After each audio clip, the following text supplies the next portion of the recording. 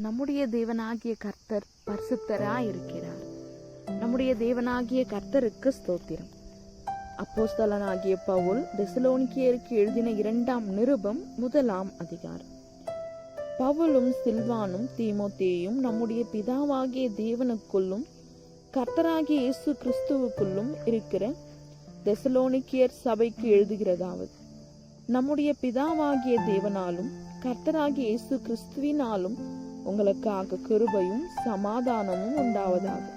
சகோதரரே, நாங்கள் எப்பொழுதும் உங்களுக்காக தேவனை ஸ்தோத்திரிக்க கடனாளிகளாயிருக்கிறோம்.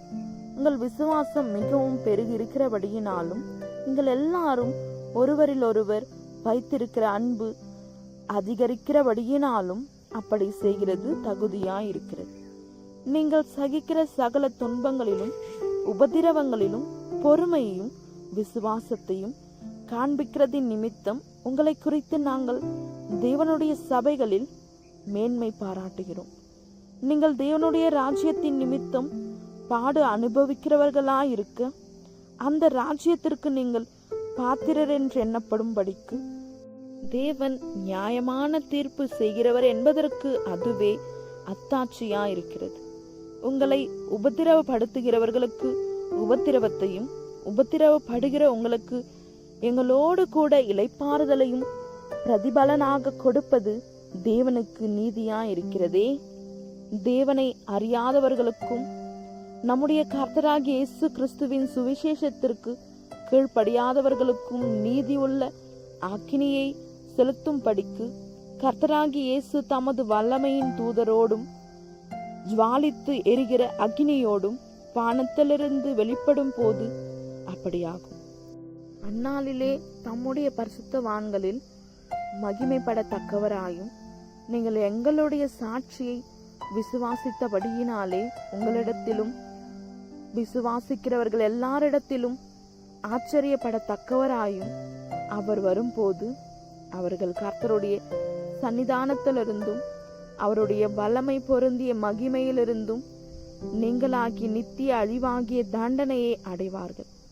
ஆகையால் நம்முடைய தேவனும் கர்த்தராகிய இயேசு கிறிஸ்துவும் அளிக்கும் கிருபையின்படியே நம்முடைய கர்த்தராகிய இயேசு கிறிஸ்துவின் நாமம் உங்களிடத்திலும் நீங்கள் அவரிடத்திலும் மகிமைப்படும் பொருட்டாக நம்முடைய தேவன் உங்களை தமது அழைப்புக்கு பாத்திரராக்கவும் தமது தயவுள்ள சித்தம் முழுவதையும் விசுவாசத்தின் கிரியையையும் பலமாய் உங்களிடத்தில் நிறைவேற்றவும் வேண்டுமென்று எப்பொழுதும் உங்களுக்காக வேண்டிக் கொள்ளுகிறோம்.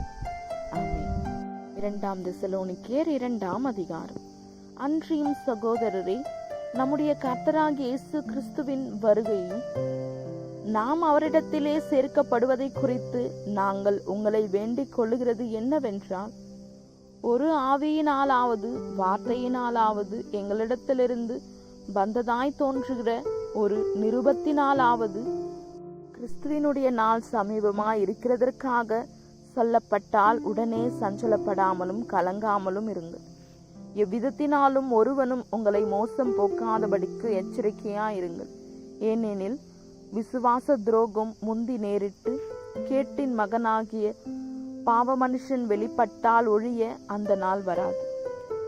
அவன் எதிர்த்து நிற்கிறவனாயும் தேவன் எனப்படுவது எதுவோ ஆராதிக்கப்படுவது எதுவோ அவை எல்லாவற்றுக்கும் மேலாக தன்னை உயர்த்துகிறவனாயும் தேவனுடைய ஆலயத்தில் தேவன் போல உட்கார்ந்து தன்னைத்தான் தேவன் என்று காண்பிக்கிறவனாயும் இருப்பான்.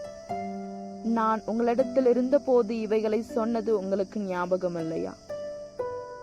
அவன் தன் காலத்திலே வெளிப்படும் படிக்கு இப்பொழுது அவனை தடை செய்கிறது என்னதென்றும் அறிந்திருக்கிறீர்களே. அக்கிரமத்தின் ரகசியம் இப்பொழுதே கிரியை செய்கிறது. ஆனாலும் தடை செய்கிறவன் நடுவிலிருந்து நீக்கப்படும் முன்னே அது வெளிப்படாது. நீக்கப்படும் போது அந்த அக்கிரமக்காரன் வெளிப்படுவான். அவனை கர்த்தர் தம்முடைய வாயின் சுவாசத்தினாலே அழித்து தம்முடைய வருகையின் பிரசன்னத்தினாலே நாசம் பண்ணுவார். அந்த அக்கிரமக்காரனுடைய வருகை சாத்தானுடைய செயலின்படி சகல வல்லமையோடும் அடையாளங்களோடும் பொய்யான அற்புதங்களோடும் கெட்டு போகிறவர்களுக்குள்ளே அநீதியினால் உண்டாகும் சகலவித வஞ்சகத்தோடும் இருக்கும். ரட்சிக்கப்படத்தக்கதாய் சத்தியத்தின் மேலுள்ள அன்பை அவர்கள் அங்கீகரியாமல் போனபடியால் அப்படி நடக்கும். ஆகையால் சத்தியத்தை விசுவாசியாமல் அநீதியில் பிரியப்படுகிற யாவரும் ஆக்கினைக்குள்ளாக்கப்படும் படிக்கு அவர்கள் பொய்யை விசுவாசிக்கத்தக்கதாக கொடிய வஞ்சகத்தை தேவன் அவர்களுக்கு அனுப்புவார். கர்த்தருக்கு பிரியமான சகோதரரே, நீங்கள் ஆவியினாலே பரிசுத்தமாக்கப்படுகிறதினாலும் சத்தியத்தை விசுவாசிக்கிறதினாலும் ரட்சிப்படையும் படிக்கு ஆதி முதல் தேவன் உங்களை தெரிந்து கொண்டபடியினாலே நாங்கள் உங்களை குறித்து எப்பொழுதும் தேவனை ஸ்தோத்திரிக்க கடனாளிகளாயிருக்கிறோம். நீங்கள் நம்முடைய கர்த்தராகிய இயேசு கிறிஸ்துவின் மகிமையை அடையும் பொருட்டாக எங்கள் சுவிசேஷத்தினாலே அந்த ரட்சிப்புக்கு அவர் உங்களை அழைத்தார். ஆகையால் சகோதரரே, நீங்கள் நிலை கொண்டு வார்த்தையினாலாவது நிருபத்தினாலாவது நாங்கள் உங்களுக்கு உபதேசித்த முறைமைகளை கைக்கொள்ளுங்கள். நம்முடைய கர்த்தராகிய இயேசு கிறிஸ்துவும் நம்மிடத்தில் அன்பு கூர்ந்து நித்திய ஆறுதலையும் நல் நம்பிக்கையையும் கிருபையாய் நமக்கு கொடுத்திருக்கிற நம்முடைய பிதாவாகிய தேவனும் உங்கள் இருதயங்களை தேற்றி எல்லா நல்வசனத்திலும் நற்கிரியையிலும் உங்களை சிரவப்படுத்துவாராக. ஆமென். 2 தெசலோனிக்கேயர் 3 அதிகாரம். கடைசியாக சகோதரரே, உங்களிடத்தில் கர்த்தருடைய வசனம் பரம்பி மகிமைப்படுகிறது போல எவ்விடத்திலும் பரம்பி மகிமைப்படும் படிக்கும் துர்குணராகிய பொல்லாத மனுஷர் கையினின்று நாங்கள் விடுவிக்கப்படும் படிக்கும் எங்களுக்காக வேண்டிக் கொள்ளுங்கள். விசுவாசம் எல்லாரிடத்திலும் இல்லையே, கர்த்தரோ உண்மை உள்ளவர். அவர் உங்களை சிரமப்படுத்தி தீமையினின்று விலக்கி காத்துக் கொள்வார். மேலும் நாங்கள் கட்டளை இடுகிறவைகளை நீங்கள் செய்து வருகிறீர்கள் என்றும் இனிமேலும் செய்வீர்கள் என்றும் உங்களை குறித்து கர்த்தருக்குள் நம்பிக்கையாயிருக்கிறோம். கர்த்தர் உங்கள் இருதயங்களை தேவனை பற்றும் அன்புக்கும் கிறிஸ்துவின் பொறுமைக்கும் நேராய் நடத்துவாராக. மேலும் சகோதரரே, எங்களிடத்தில் ஏற்றுக்கொண்ட முறைமையின்படி நடவாமல் ஒழுங்கற்று நடக்கிற எந்த சகோதரனையும் நீங்கள் விட்டு விலக வேண்டும் என்று நம்முடைய கர்த்தராகிய இயேசு கிறிஸ்துவின் நாமத்தினாலே உங்களுக்கு கட்டளையிடுகிறோம். இன்னவிதமாய் எங்களை பின்பற்ற வேண்டும் என்று நீங்கள் அறிந்திருக்கிறீர்களே. நாங்கள் உங்களுக்குள்ளே ஒழுங்கற்று நடவாமலும் ஒருவனிடத்திலும் இலவசமாய் சாப்பிடாமலும் உங்களில் ஒருவனுக்கும் பாரமாயிராதபடிக்கு இரவும் பகலும் பிரயாசத்தோடும் வருத்தத்தோடும் வேலை செய்து சாப்பிட்டோம். உங்கள் மேல் பாரத்தை வைப்பதற்கான அதிகாரம் எங்களுக்கு இல்லை என்பதினாலே அப்படி செய்யாமல் நீங்கள் எங்களை பின்பற்றும் படிக்கு நாங்கள் உங்களுக்கு மாதிரியாயிருக்க வேண்டும் என்றே அப்படி செய்தோம்.